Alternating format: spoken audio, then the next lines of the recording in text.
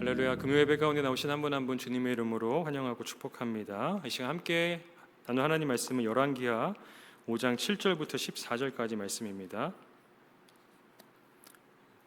열왕기하 5장 7절부터 14절까지 말씀 이 시간 함께 보겠습니다. 한 절씩 교독하겠습니다. 제가 먼저 7절 말씀 읽겠습니다. 이스라엘 왕이 그 글을 읽고 자기 옷을 찢으며 이르되 내가 사람을 죽이고 살리는 하나님이냐? 그가 어찌하여 사람을 내게로 보내 그의 나병을 고치라 하느냐? 너희는 깊이 생각하고 저 왕이 틈을 타서 나와 더불어 시비하려 함인 줄 알라 하니라.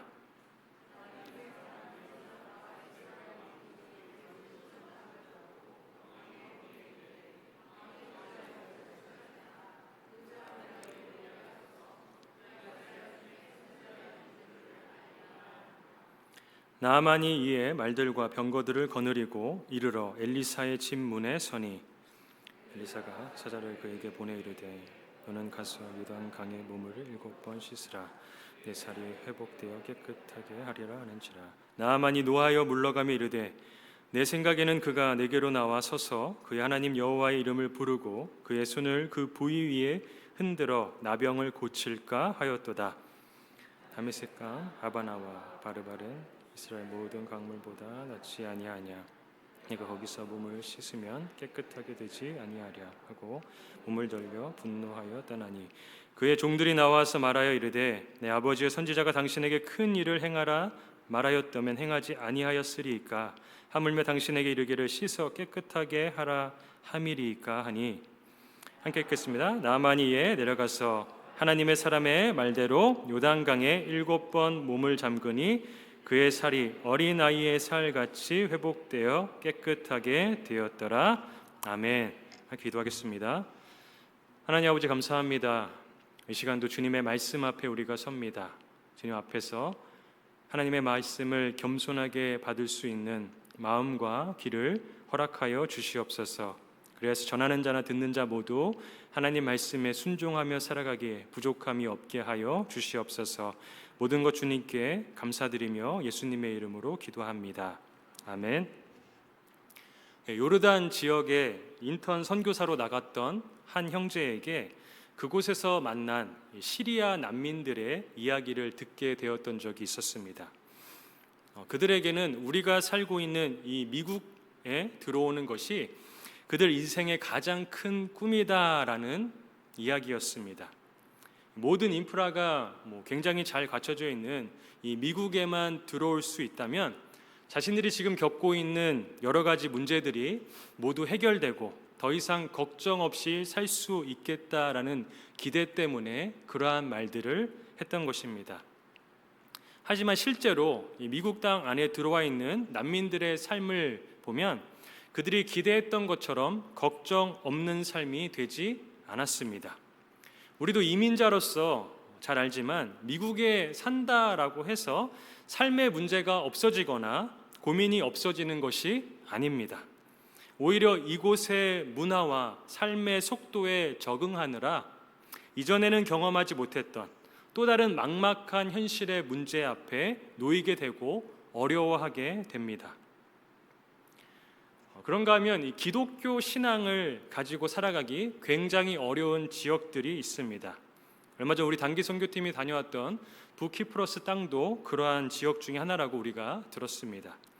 종교적 자유가 억압받는 지역에서 볼 때 종교의 자유가 보장되어 있는 이 미국이나 한국과 같은 땅에서 살아가는 것, 기독교인으로 살아가는 것은 마치 천국에서 살아가는 것처럼 비춰질 수 있습니다. 걱정 없이 함께 모여서 예배할 수 있고 찬양할 수 있고 하나님과 교회를 위해서 마음껏 기도하고 동역할 수 있는 환경이 주어진다는 점에서 부러움이 클 수 있습니다. 그러나 그렇다고 해서 천국 같아 보이는 미국의 교회들 안에, 한국의 교회들 안에 문제와 고민이 없는 것이 아닙니다. 이러한 면들에서 살펴볼 때 외적인 조건이나 환경이 좋다라고 해서 삶의 문제가 해결되거나 없어지는 것이 아니다라는 사실을 우리가 확인할 수 있습니다. 우리는 말합니다. 이 문제만 해결되면, 이민만 가게 되면, 나에게 자유가 생기게 되면, 뭐만 있으면 더 이상 걱정 없을 것 같고 행복할 것 같다라고 말하지만 실상은 그렇지 않습니다. 우리가 코비드 시대를 전혀 예상하지 못했던 것처럼 언제든 우리에게는 해결하기 쉽지 않은 문제들이 내 통제를 벗어나서 우리 인생 속에 찾아올 수 있는 것입니다. 이러한 우리의 인생을 잘 대변하고 있는 인물이 바로 오늘 본문에 등장하고 있는 나아만 장군과 이스라엘 왕입니다. 둘 다 명예, 권력, 지위, 재물, 외적으로 좋아 보이는 것들을 다 갖추고 있었습니다. 그러나 그런 그들에게 문제가 없던 것이 아닙니다. 나아만에게는 우리가 알고 있는 것처럼 자신이 가지고 있는 그 어떤 것으로도 해결할 수 없는 나병이라는 문제가 있었고, 이스라엘 왕에게는 그 또한 스스로 해결할 수 없는 아람 왕의 요청이 담긴 문서가 놓여 있었습니다. 그런데 그때 이스라엘의 한 어린 소녀로부터, 그리고 하나님의 사람 엘리사로부터 그 둘은 놀라운 말을 듣게 됩니다. 무슨 말입니까? 세상 모든 것들을 다 동원해도 해결할 수 없다라고 여겼던 문제였지만 그 둘을 통하여서 이 두 사람은 그 문제가 해결받을 수 있다라는, 치유책이 있다라는 말을 듣게 된 것입니다. 오늘 본문 이전에 있었던 3절 말씀과 오늘 본문의 8절 말씀을 보면 각각 이렇게 그들에게 말합니다. 먼저 3절 말씀 보겠습니다. 그의 여주인에게 이르되 우리 주인이 사마리아에 계신 선지자 앞에 계셨으면 좋겠나이다. 그가 그 나병을 고치리이다 하는지라. 오늘 본문 8절에는 어떤 말을 듣습니까? 하나님의 사람 엘리사가 이스라엘 왕이 자기의 옷을 찢었다 함을 듣고 왕에게 보내 이르되 왕이 어찌하여 옷을 찢었나이까? 그 사람을 내게로 오게 하소서. 그가 이스라엘 중에 선지자가 있는 줄을 알리이다 하니라. 서론에서 나눴듯이 우리 삶 가운데 어려움과 위기, 갈등과 같은 문제 상황들은 말하지 않아서 그렇지 끝이 없습니다. 그런데 성경은 어떤 문제가 별의별 다양한 모습과 예측 못하는 시간표와 상황 속에 찾아온다 할지라도 모든 문제의 근원 자체를 해결해 주는 해결책이 반드시 있다라고 가르쳐 줍니다. 그 해결책이 무엇입니까? 바로 하나님이십니다. 하나님께서, 우리 주 예수 그리스도께서 그 문제가 풀어지도록 우리의 삶을 인도하신다라고 성경 곳곳에서 약속해 주고 있습니다. 한 말씀만 보면 잠언 3장 5절과 6절 말씀에 이렇게 하나님께서 말씀하십니다. 너는 마음을 다하여 여호와를 신뢰하고 내 명철을 의지하지 말라. 너는 범사의 그를 인정하라. 그리하면 내 길을 지도하시리라. 하나님께서 약속하셨습니다. 우리의 마음을 다하고 뜻을 다하여 하나님을 사랑하고 하나님을 인정하면 하나님께서 반드시 우리가 걸어가는 그 길을 인도해 주시겠다라고 약속하신 것입니다. 해결할 수 없을 것 같은 문제를 만난 상황에서도 해결할 수 있는 이 주님을 신뢰하고 그분을 인정할 수 있기를 간절히 축복합니다. 그렇게 주님을 인정하고 신뢰할 때 우리 주님께서 반드시 우리 삶 가운데 피할 길을 내시며 회복과 해결의 길로 우리를 인도하여 주실 줄로 믿습니다. 그런데 여기서 우리가 반드시 짚어봐야 할 부분이 있습니다. 위기를 만날 때 택해야 할 유일한 길이 예수님이라는 것, 교회 다니면 모르지 않습니다. 신앙생활 조금 해봤으면 정답인 것 알고 있습니다. 성경이 그렇게 선포하고 있고 우리도 그러한 사실을 모른다라고 사실 말하지 않습니다. 그런데 정말로 우리의 삶 가운데 위기가 닥쳐오고 어려운 문제가 생기게 될 때, 시급하고 긴급한 문제가 터지게 될 때 우리는 정말 우리가 믿고 있는 그대로 주님을 인정하며 주님께 신뢰를 다하고 있는지 생각해 봐야 하는 것입니다. 사실 우리의 신앙의 여정 가운데는 문제가 생겨도 하나님만을 온전히 신뢰하지 못하게 만드는 커다란 방해물을 만나게 될 때가 많이 있습니다. 저는 오늘 본문을 통해서 우리가 마주하게 되는 그 방해물이 무엇이고 어떻게 그 우리의 신앙을 방해하는 장애물을 넘어 하나님의 인도하심을 따라 주님의 놀라우신 축복과 은혜를 누리는 믿음의 길을 걸어갈 수 있을지 오늘 본문에 등장하는 그 두 인물을 통해서 함께 살펴보기를 원합니다. 먼저 첫 번째로 살펴볼 인물은 이스라엘 왕입니다. 나아만 장군은 자신을 치료해 주길 부탁하는 아람 왕의 문서를 들고서 이스라엘 왕에게 찾아갔습니다. 그랬더니 이 이스라엘 왕의 반응이 어떠했습니까? 오늘 보면 7절 말씀에 이렇게 그가 반응합니다. 이스라엘 왕이 그 글을 읽고 자기 옷을 찢으며 이르되 내가 사람을 죽이고 살리는 하나님이냐? 그가 어찌하여 사람을 내게로 보내 그의 나병을 고치라 하느냐? 너희는 깊이 생각하고 저 왕이 틈을 타서 나와 더불어 시비하려 함인 줄 알라 하니라.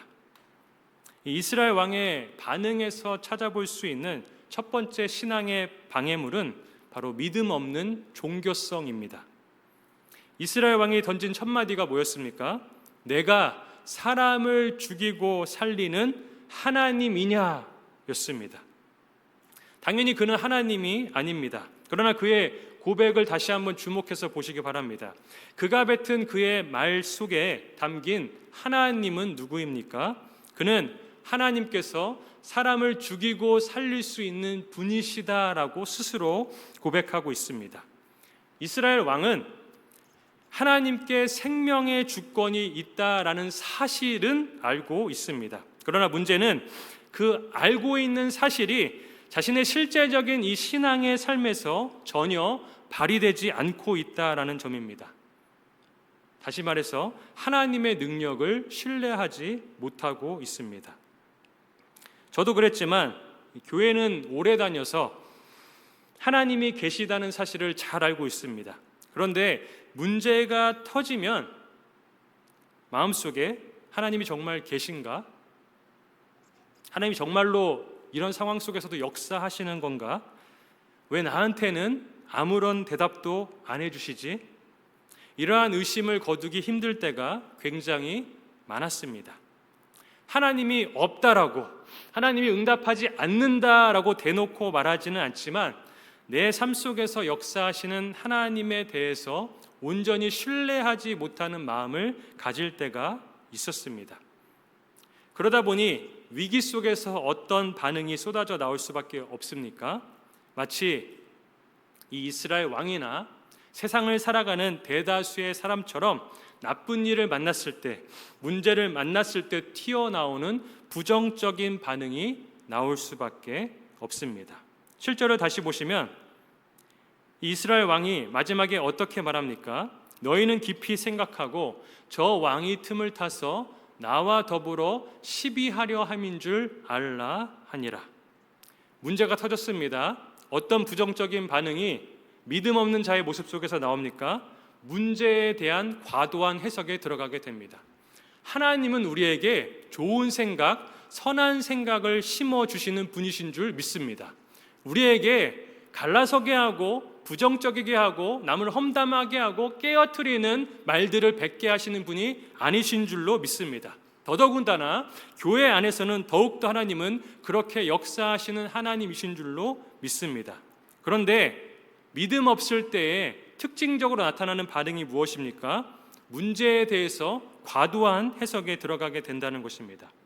아람 왕이 정말로 이 건을 빈미로 해서 이스라엘과 전쟁하려고, 정말 이 이스라엘 왕과 시비하려고 보낸 것입니까? 그렇지 않습니다. 그런데 이 이스라엘 왕은 이 글을 어떤 의도로 해석하고 있습니까? 시비 걸려고, 전쟁하려고 보낸 거다라고 해석하고 있습니다.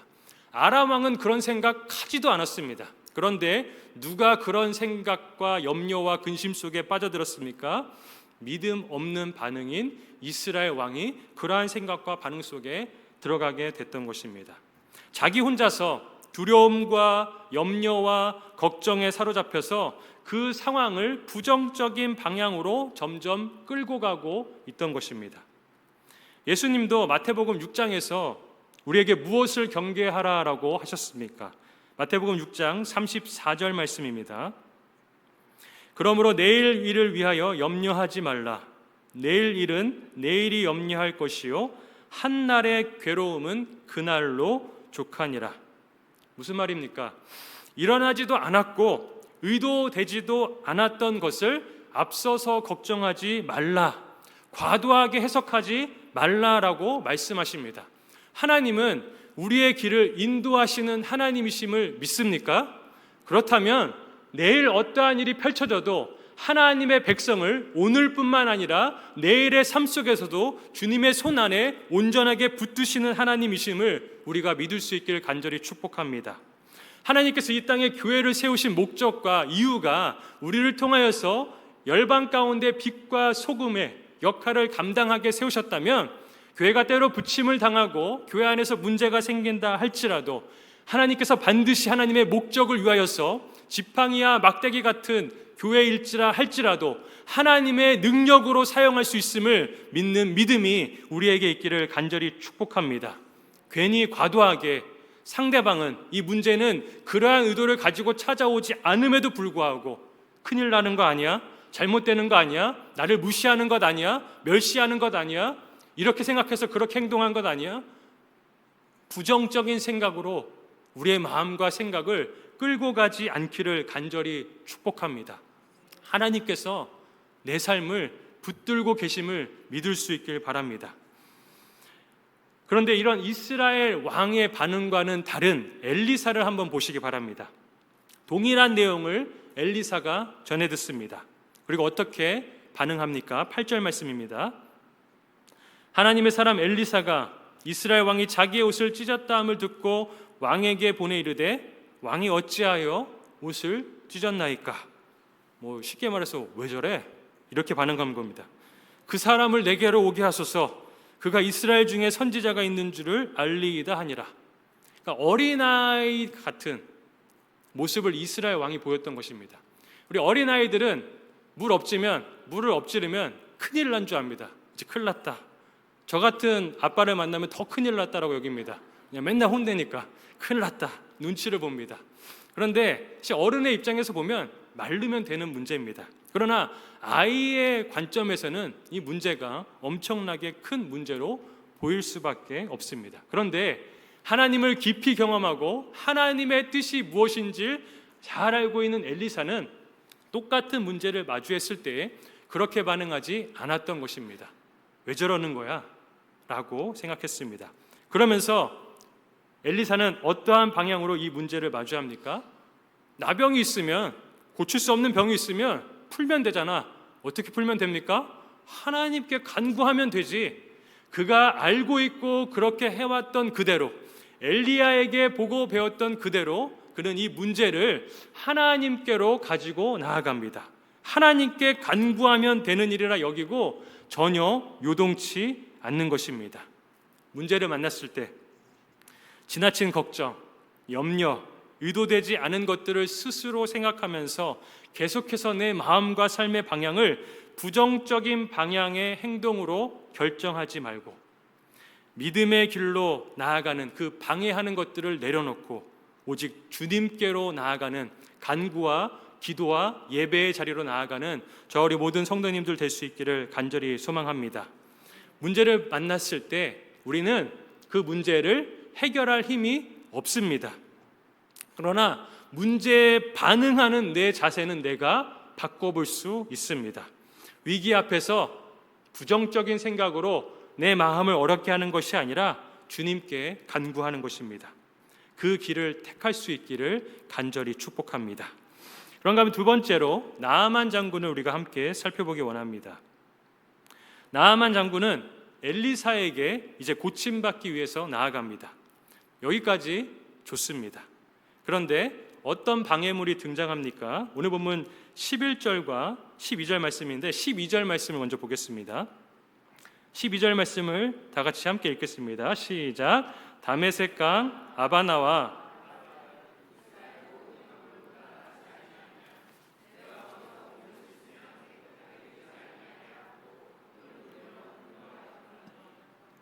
나아만 장군이 어떻게 행동합니까? 이제 나아가서 그대로 하기만 하면 몸이 다 나을 수 있는데 분노하면서 몸을 돌려서 떠나갑니다. 2번이나 나아만이 분노했다라고 말합니다. 왜 나아만 장군은 그런 분노한 것입니까? 나아만의 생각은 이랬습니다. 이 병이 단순히 물에 들어갔다 나와서 낫는 거라면 우리 고향에 이 강보다 더 좋은 강도 있고 더 깨끗한 물도 많다는 것입니다. 나아만의 생각은 이랬습니다. 이 정도 행위로 낫는 거라면 내가 안 해봤을까? 라는 생각. 즉 하나님의 방법에 별 특별함이 없다라는 사실에 실망한 것입니다. 하나님의 방법에 별 특별함이 없다는 것에 분노한 것입니다. 그는 그럼 뭘 기대했었습니까? 11절 말씀에 그가 기대했던 것을 이렇게 기록합니다. 나아만이 노하여 물러가며 이르되 내 생각에는 그가 내게로 나와 서서 그의 하나님 여호와의 이름을 부르고 그의 손을 그 부위에 흔들어 나병을 고칠까 하였도다. 나아만이 생각했던 방식은 뭔가 특별한 방식이었습니다. 특별한 사람이 나와서 특별한 방식과 특별한 은혜로 역사해 주기를 원했습니다. 하나님의 사람 엘리사가 나와서 안수 기도를 해준다거나 하나님의 이름을 막 부르면서 손을 흔들면서 막 치유해 주는 식의 드라마틱한 장면을 원했던 것입니다. 그런데 돌아온 하나님의 방법이 너무나 단순하고 평범했습니다. 10절에 기록된 대로 요단강에 가서 7번 몸을 씻는 것입니다. 그래서 어떻게 합니까? 그 하나님 말씀에 순종하지 않습니다. 이것이 2번째 방해물입니다. 이런 단순한 명령 앞에서 우리도 종종 의심합니다. 어려운 일이 생기면 기도한다고 또 기도하라고 성경 말씀 보라고 예배의 자리에 나오라고 하는 그 뻔한 답을 듣습니다. 하나님께서 내 문제를 해결해 주시기 위해서 뭔가 굉장히 특별한 방식을 교회나 목회자가 전해주길 원하는데 돌아오는 답이 기도합시다. 성경 보세요. 예배의 자리를 지키십시오. 그거 누가 몰라서 그렇습니까? 예배의 자리도 나오고 기도도 하고 성경도 있는데 그러한 방법 말고 뭔가 특별한 방법이 있어야지 뭔가 낫기도 하고 뭔가 하나님의 역사가 정말 특별하게 나타나야지 무언가 대단한 하나님의 능력이 드러나는 것 아닙니까? 라는 생각이 우리 마음에 찾아온다는 것입니다. 무언가 더 특별한 경험, 무언가 더 감동적인 것, 더 대단한 행위가 필요하다라고 느낍니다. 그래서 어디 가면 능력 있는 사람 있다더라, 어느 집회 가면 기름 부으심이 있다더라. 저도 예전에 집회 많이 다녔습니다.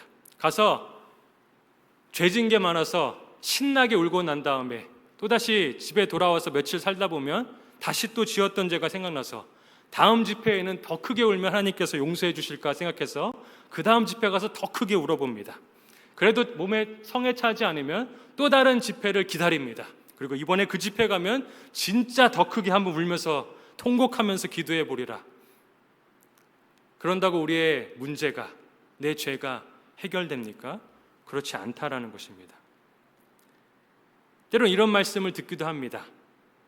그 목사님 진짜 안수 잘하더라. 소위 말해 용하다는 식의 한국의 잘못된 전통이 기독교와 혼합주의로서 우리의 입에 오르내릴 때가 있다는 것입니다. 우리도 알게 모르게 그러한 것들이 우리의 신앙생활 안에 들어와 있을 때가 있습니다. 40일 특별 기도하면 하나님께서 싫어하시지는 않을 것 같습니다. 내가 40일 기도해서 무언가 문제 해결을 받았다고 너도 한번 40일 기도해봐. 40일 기도가 해결책입니까? 그렇지 않다라는 것입니다. 우리가 뭔가 좀 더 특별한 일을 하고 좀 더 특별하게 마음을 쏟고 좀 더 특별하게 하나님 앞에서 행위를 하면 뭔가 하나님께서 좀 더 특별한 방식으로 역사해 주실 것이다 생각하는 것, 그럴 수도 있지만 그렇다고 그것이 해답이고 정답은 아니다라는 사실을 우리는 기억해야 합니다. 오히려 단순함이 능력입니다. 오늘 하루 내가 알고 있는 하나님 말씀에 그저 순종하는 삶이 하나님께서 말씀대로 역사하시는 놀라운 은혜를 경험하는 지름길이 됨을 믿을 수 있기를 바랍니다. 이스라엘 백성들을 한번 생각해 보시기 바랍니다. 출애굽할 때 놀라운 하나님의 역사를 경험했습니다. 누구도 경험해 볼 수 없는 경험을 경험했습니다. 광야 때는 어땠습니까? 광야에서도 특별한 경험을 했습니다. 그런데 광야 1세대는 여호수아와 갈렙을 제외하고 다 광야에서 죽었습니다. 특별한 경험을 못해서 그들이 믿음에 있어서 실패했습니까? 그렇지 않은 케이스들이 너무나 많다라는 것입니다. 하나님이 주신 말씀이 능력이고 그 말씀에 그저 따르는 순종이 능력이 되는 줄 믿으시기 바랍니다. 제가 아주 심플한 예를 누가복음 5장에서 가지고 왔습니다. 누가복음 5장에 보시면 우리가 잘 아는 장면이 등장합니다. 베드로를 비롯한 사람들이 밤이 새도록 물고기를 잡아봤지만 한 마리도 잡지 못했던 상황이 펼쳐집니다. 그때 예수님께서 이렇게 말씀하십니다. 4절 말씀입니다. 말씀을 마치시고 시몬에게 이르시되 깊은 데로 가서 그물을 내려 고기를 잡으라. 무슨 말인가 하면 밤이 새도록 공부 열심히 우리 자녀들이 했는데 시험 성적이 안 나온 것입니다. 그래서 목사님께 찾아옵니다. 목사님, 어떻게 해야지 제가 원하는 대학에 갈 수 있을까요? 공부해. 누가 모릅니까? 여지껏 공부했는데. 근데 그렇게 예수님이 말씀하신 것입니다. 베드로가 그물 내릴 줄을 몰라서 그물을 잘못 내렸어서 고기를 못 잡은 것입니까?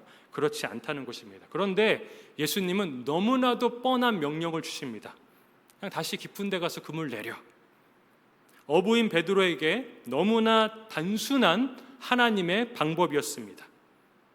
그런데 베드로가 이렇게 대답하고 행동합니다. 5절 말씀입니다.